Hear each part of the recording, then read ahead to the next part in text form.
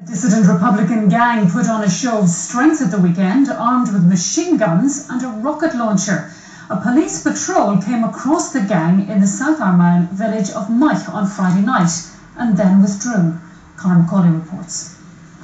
This busy crossroads in the centre of Mike village was where the dissident Republican gang mounted their show of strength. It lasted only a couple of minutes, but in that time the gunmen stopped cars and handed out leaflets warning locals against cooperating with the security forces on either side of the border. I understand up to 7 masked men in full combat uniform were involved in the incident on Friday night. They drove into the village in a van from that side road there which leads to the border and then proceeded to set up a checkpoint at the crossroads behind me.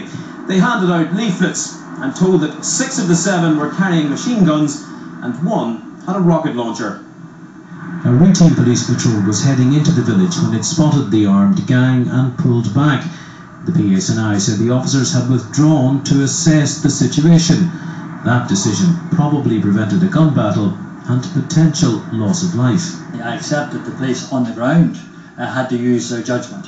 The wider point is there are police stations closing in this area. There are cuts to the policing budgets. There are cuts to police personnel and numbers. And all of this against the backdrop of armed military demonstrations taking place in the centre of a local village. And clearly the policing board and the chief constable and the new chief constable will have to address those issues. The officers on Friday night, they did a magnificent job. They acted swiftly and with very cool heads, and they extricated themselves from the scene. Otherwise, I fear that they could have lost their lives. The dissidents also issued a warning about so-called antisocial behaviour. It's been suggested that was an attempt to gain support among people worried about a local drinking den, or shebeen, where young people are congregating, often until the early hours. They don't have support from the people in this village or the people right across South Armagh, the people across Ireland. They have no strategy,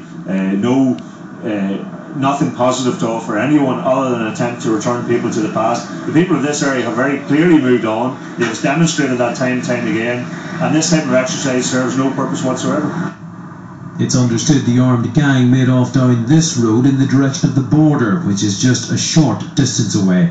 Conor McCauley, BBC Newsline, South Armagh.